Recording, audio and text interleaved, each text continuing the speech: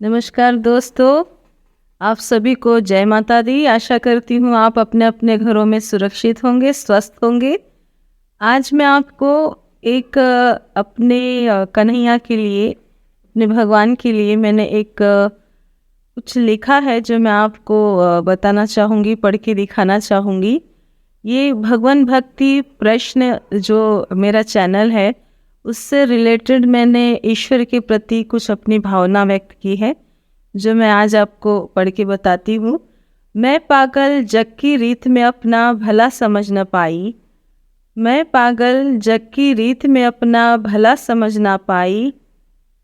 आपके प्रेम में सब कुछ वार दिया, आपके प्रेम में सब कुछ वार दिया। अब आप ना करना पराई, अब आप ना करना पराई। सौभाग्य है जो आपकी भक्त बनी, सौभाग्य है जो आपकी भक्त बनी। मैं आपका साथ है, आपकी कृपा की दृष्टि है, तो मेरा ये संसार है। आप हर क्षण मेरे साथ रहे, कैसी भी विपदा आई। आप हर क्षण मेरे साथ रहे, कैसी भी विपदा आई। चरणों से मुझको लगा लो ओ प्यारे, चरणों से मुझको लगा लो ओ प्यारे।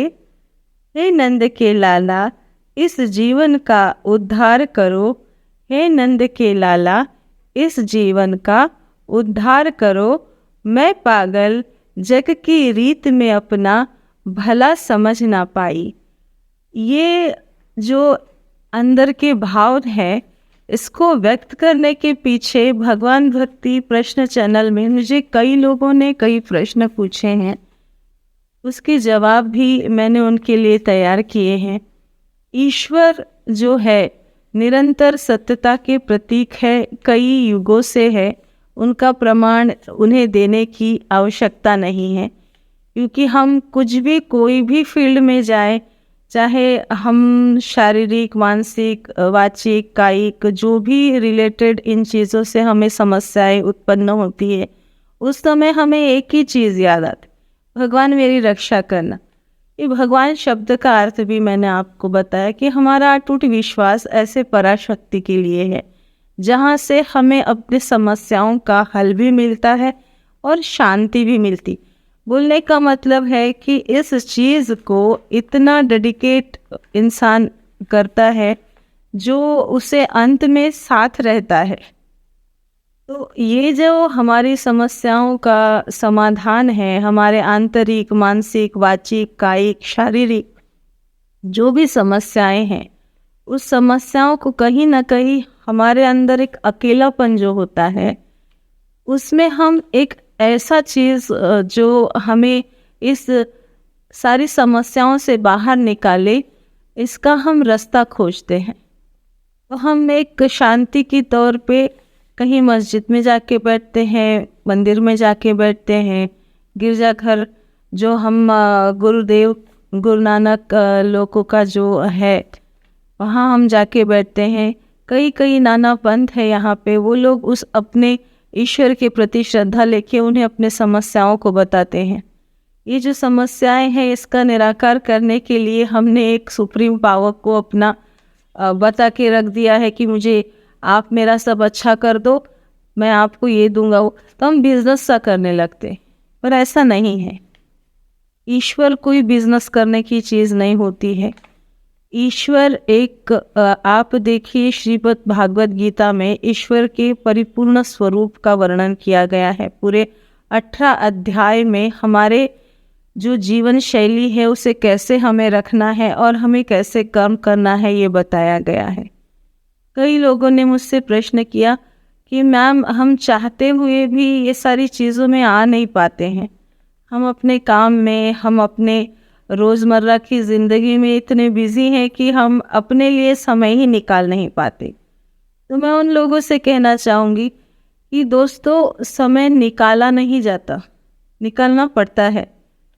हमें अपने काम के व्यतिरिक्त हमारे आंतरिक चेतना के उद्धार के लिए हमें समय निकालना ही पड़ेगा।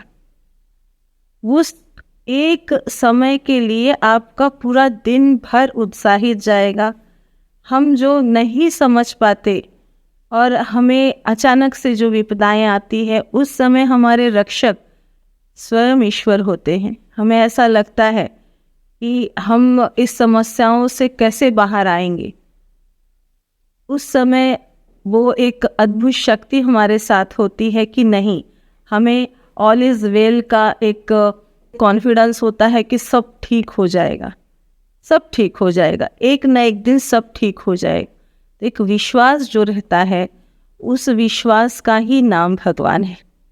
हमें अपने ऊपर इतना विश्वास करना चाहिए, लगन से हमें हर कार्य को करना चाहिए कि समस्याएं हम पे हावी ना हो।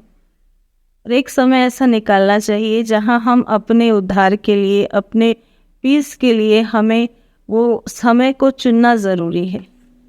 तो आप ऐसा नहीं कह सकते कि हमारे काम काज रोज़मर्रा की ज़िंदगी के लिए हम एक समय नहीं निकाल पाते। मैंने काफ़ी हर वक्त बताया है अपने वीडियो में कि आप सुबह का वक्त चुनिए, सबसे अच्छा होता है। अपने रूटीन में आइए। जब तक आप रूटीन में, आप दैनिक कर्म जब तक आप अपना सुधारेंगे नहीं, तो आप इस चीज़ को समझ नहीं पाएंगे। आपके मन बुद्धि को शांत करने का जो प्रोसेस है वो ध्यान ही है, मेडिटेशन ही है। ऐसा कोई भी व्यक्ति संसार में नहीं है जिनको समस्याएं नहीं हैं। हर एक को कई प्रकार की समस्याएं हैं। भगवान ने अगर 84 लाख योनि लिखी है तो वो हर 84 लाख योनि को कर्म करते समय कुछ न कुछ समस्याएं आती ही है। तो एक हम मनुष्य मात्र ही है जो सिर्फ रोते रहते हैं कि मुझे ये हो गया, मुझे वो हो गया, मेरा ऐसा हो गया, मेरा वैसा हो गया। इसके कारणीभूत भी हम स्वयं हैं। जब हम नेगेटिव बातें बोलते हैं तो हम इस चीज़ को बढ़ाते हैं। कभी जिंदगी में रोना नहीं चाहिए, हमें रोना ही नहीं चाहिए। कोई भी समस्या आए, हमें नहीं रोना चाहिए। रोने से समस्याओं का हल नहीं होगा, नेगेटिव बातें करने से समस्याओं का हल नहीं होगा, समस्या और बढ़ेगी। कोई भी चीज़ को एक हम जबान से जो बोलते हैं ना, बोलते वाणी अच्छी होना चाहिए, शुद्ध होना चाहिए। हम अगर अच्छी वाणी यूज़ करेंगे अपने लिए पॉजिटिव, कितनी भी समस्याएं, हाँ मैं इस समस्या का निराकरण करके ही रहूँगा, मुझे ये समस्या ज़्यादा दिन तक ये नहीं सकती। समस्या कोई है ही नहीं। हमेशा पॉजिटिव बात करें, कभी भी इसे दुगना ना करें नकारात्मकता के तौर पे।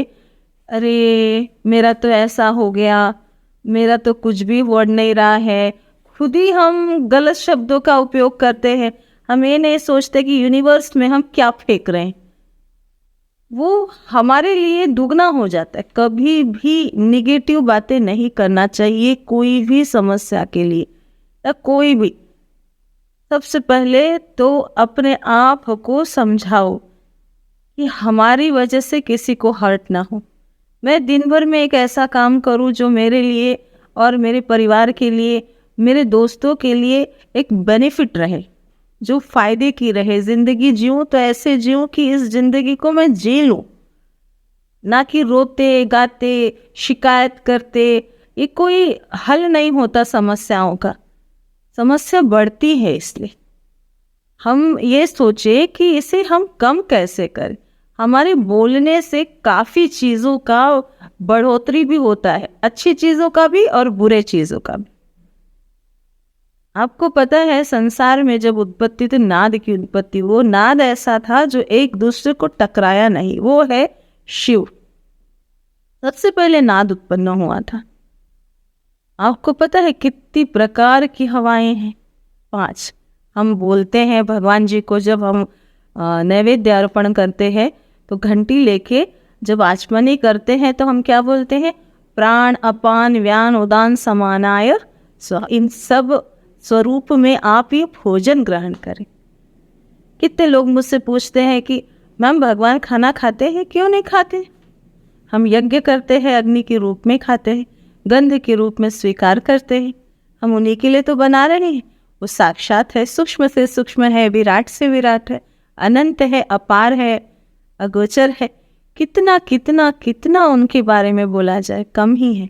तो हम अपने एक विचार के लिए इतना बात आप लोगों को बताया है मैंने कि विचार कैसे होना चाहिए, थॉट्स कैसे होना चाहिए, पॉजिटिव होना चाहिए। कोई भी समस्या आए उसको बढ़ाओ मत अपने बोलने से। समस्या का निराकरण करने के लिए सोचो, समझो और फिर कार्य करो।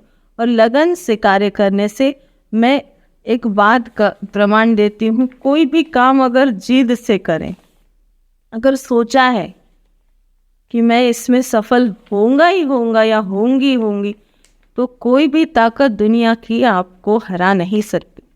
कोई भी समस्या आ जाए, ये प्रमाण है। जितने भी बड़े लोग बने हैं उनकी धीर गंभीरता का, स्वभाव का बहुत बड़ा योगदान होता है उनके सफलता में। बहुत बहुत सारी चीज़ें होती है एक सफल व्यक्ति के पीछे, जब वो बहुत सारी चीज़ों को पीछे छोड़ते हुए दुनिया से आगे निकलता है और दुनिया में नाम कमाता है। उसके अंदर वो चीज़ें रहती है।